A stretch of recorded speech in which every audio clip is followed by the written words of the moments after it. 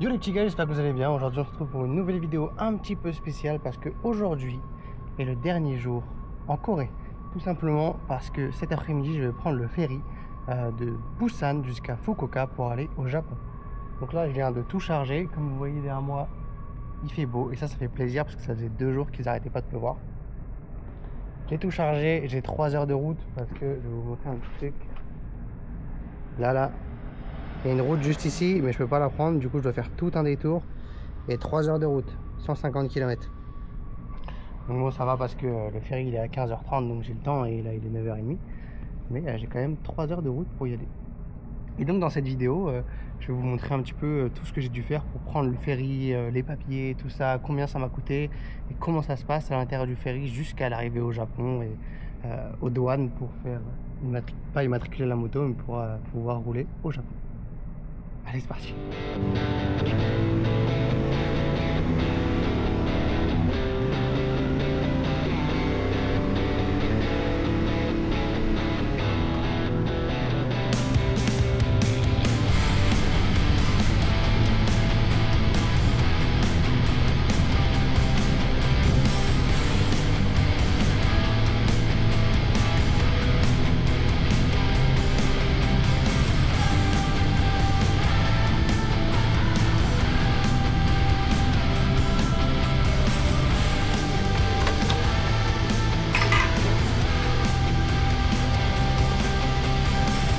그녀를 탈시려면 원하지는 유도 인지를 들고 들어오십니다.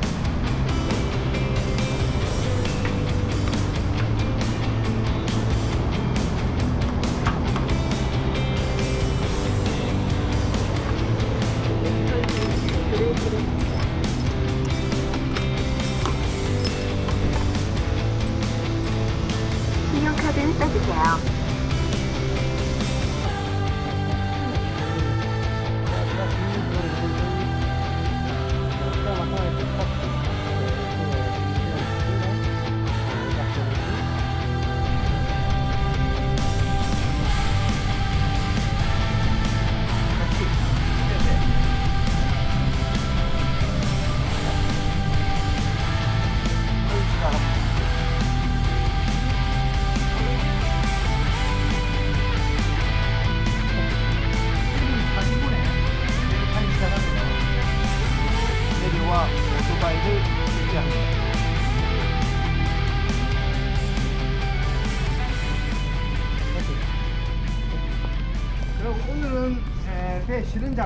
Bon, ça y est, la moto a été déposée. Je suis arrivé du coup ici à 15h30, j'ai attendu un petit peu. Et là il y a un mec qui arrive, il me dit bonjour. Et moi je dis bonjour. Après il sort son téléphone pour traduire en coréen. Et il me dit ouais, je vais m'occuper de toi et tout, viens on va faire tous les papiers. Du coup j'y ai été, j'ai été au compte, là où il faut payer quoi. J'ai payé du coup 600 $ australiens, ça fait peut-être 350 €. 350 € du coup aller-retour pour la moto plus moi, avec une chambre en seconde classe et genre des couchettes où il y a plein de monde. Et donc j'ai payé tout ça. Ensuite on est parti au niveau des douanes. On a fait les papiers pour les douanes et le mec s'est chargé de tout. Franchement trop bien. J'ai quasiment rien eu à faire, juste à suivre avec la moto. Donc on a été voir les douanes, ensuite on a ramené la moto vers les douanes, on a mis les sacs dans les scanners pour voir ce qu'il y avait dedans. Moi j'avais une bouteille de gaz pour le camping, la bouteille de gaz elle a sauté, je l'avais pas encore utilisée, bon tant pis c'est pas grave. Et du coup après avoir remis les bagages, on a pris les motos, on est allé les poser devant le bateau et là en fait on doit attendre que l'embarcation se fasse. Donc là je vous dis ça, il est 17 h. Ça se fait vers 18h30, 19h, donc on va attendre encore un peu, 1 heure, 1 heure et demie. Et une fois qu'on sera dans le bateau, il faudra qu'on aille voir l'office à l'intérieur du bateau pour dire qu'on a des motos à mettre dans le bateau. Donc on les mettra dans le bateau. Et d'ici là après j'aurai juste à aller dans le bateau, dormir et me réveiller le lendemain au Japon. Je vous montrerai un petit peu à quoi il ressemble à l'intérieur du bateau et tout.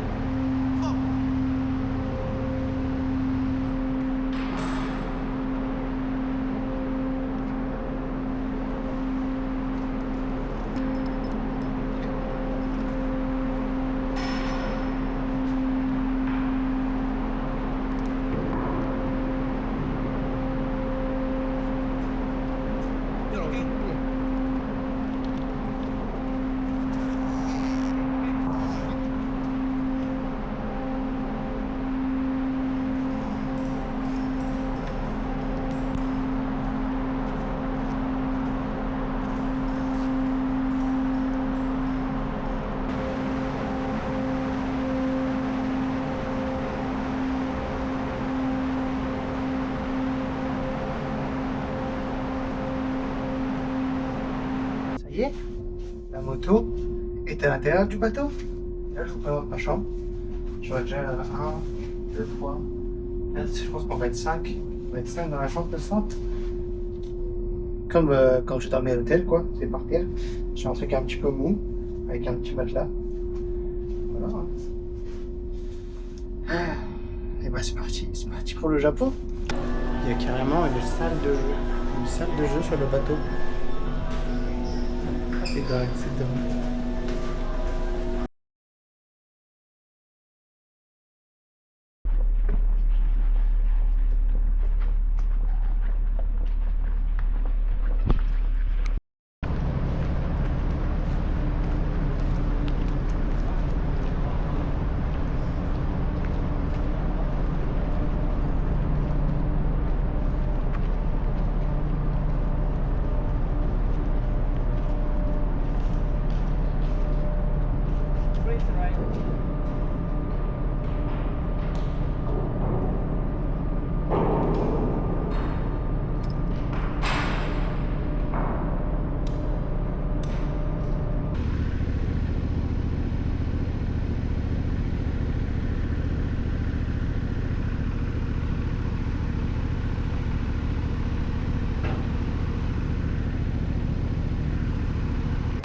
Bah écoutez, pour l'instant tout se passe bien. Ils sont venus checker j'ai débarqué la moto, ils sont venus checker la moto, je leur ai ouvert un message. Le mec c'était nickel. Et là il est en train de voir pour aller faire tamponner les carnets. Et, il est 8h50. Je suis sorti d'ici à 7h30, 1h30 ça va. Pour l'instant c'est pas trop long. On va voir comment ça se passe. Hein. J'ai hâte. Petit gars, il est 9h30, j'ai tous les papiers, je suis libre. Je peux circuler au Japon comme j'ai envie jusqu'au 22 septembre du coup.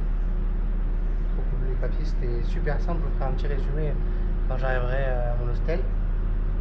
Des prix et tout, pour savoir combien j'ai payé, combien de temps vraiment ça a pris. Et voilà. C'était plutôt assez simple. Et Camellia Line, ils ont très bien fait les choses. Genre il y avait quelqu'un qui nous a accompagnés tout le temps pour toutes les démarches, pour tous les papiers, il a tout fait à notre place. Top. Bon, ben voilà, c'est parti. Il pleut, je pense que je vais essayer d'aller me mettre dans un petit centre commercial, histoire de manger un bout parce que j'ai la dalle, et d'échapper à cette pluie qui ne doit normalement pas durer et être finie dans l'après-midi.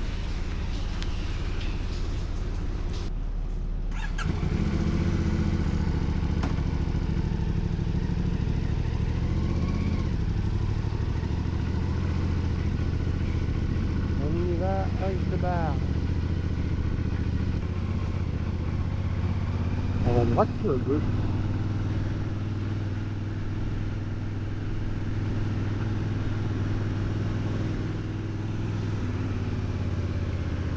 La gauche. La gauche.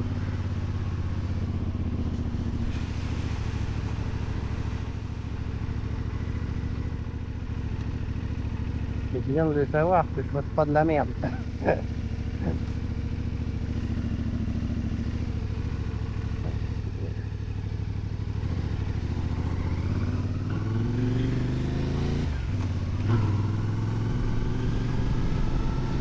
J'arrive dans ce magnifique Japon avec un temps de merde.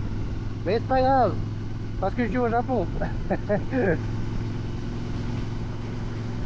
première mission, quand tu arrives dans un centre commercial, c'est de se trouver à manger. Et là, il y a des brochettes devant moi. Ça sent tellement bon. Je vais faire un petit tour et je pense que je vais en acheter. Quelque chose d'incroyable. Ça sent mais tellement bon, alors qu'on est donc juste dans un centre commercial, quoi. Et j'étais dans une grande surface et il y a plein de plats à manger. C'est des plats à emporter mais qui sentent tellement bon. Des brochettes, du riz avec des grosses omelettes, des sushis, des sandwichs, il y avait de tout. C'était même de la viande. Et franchement ça avait l'air genre trop bon, ça sentait trop bon en tout cas. Ça me donnait trop envie. Là je me dirige, je vais voir un truc de restaurant. Peut-être que je vais manger un petit resto, je sais pas. Je me tâte, mais en même temps il est 10h du matin, tu vois. Oh, il y avait de présentation. J'aurais bien aimé quelque chose à manger un peu plus traditionnel. Mais je ne savais pas si on pouvait faire chauffer, s'il y avait un espace pour manger. En effet, il n'y en avait pas. Du coup, j'ai pris un sandwich énorme, plus une bouteille d'eau. Ça m'a coûté 764 yens, ce qui représente à peu près 4,40 €. 4,40 € pour un sandwich et une bouteille d'eau de 2 litres. Un sandwich bien fourni. On va voir s'il est bon. Le sandwich est terrible. C'est grave bon. Franchement, je ne regrette pas trop mon choix. Bon ben voilà, je pense qu'il est temps de se faire un petit bilan de comment s'est passée ma traversée de la Corée au Japon.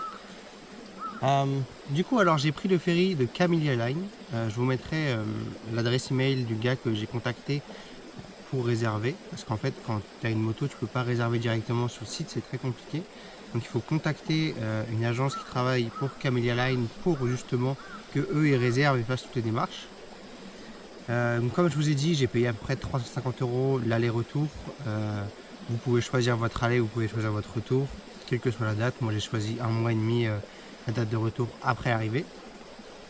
Normalement, donc du coup c'est à Fukuoka, donc il faudrait faire tout le tour et revenir à Fukuoka. Ensuite, comment ça s'est passé à l'arrivée au Japon? C'était très simple, hein. Quelqu'un qui nous attendait, on était 2 motos et une voiture. Ce qui s'est passé, c'est que le mec il est venu nous chercher, on nous a dit de venir à un certain point à une certaine heure, on y est allé, on a fait les douanes, tout ça, on est passé et ensuite on a attendu que les autres passagers partent pour récupérer les motos. Ce qui s'est passé, c'est qu'on a récupéré les motos, ensuite on a commencé à faire les papiers et moi j'ai un carnet de passage. Donc je devais pas avoir un permis d'importation temporaire, j'ai un carnet de passage, donc un petit passeport pour la moto. Sauf qu'au Japon, ils m'ont dit, c'est galère à faire, ça les échie un peu, quelque sorte. Du coup, ils m'ont fait un permis d'importation temporaire.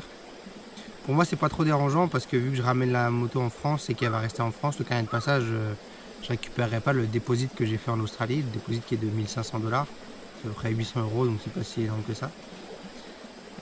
Du coup, je le récupérerai pas et ça me dérangeait pas d'avoir un permis d'importation temporaire. Donc on arrive, il y a les douanes qui ont vérifié la moto, j'ai dû faire sortir mes sacs, montrer ce qu'il y avait dedans, qu'est-ce que j'allais faire, je leur ai dit que je montais jusqu'à Hokkaido et que je revenais.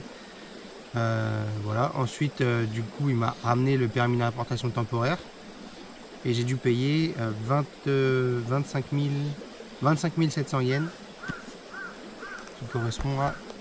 seconde. Ce qui correspond à peu près à 150 €. Voilà. Donc ça va, c'est pas excessif. Et ensuite, une fois que j'avais payé, ils m'ont redonné tous les papiers.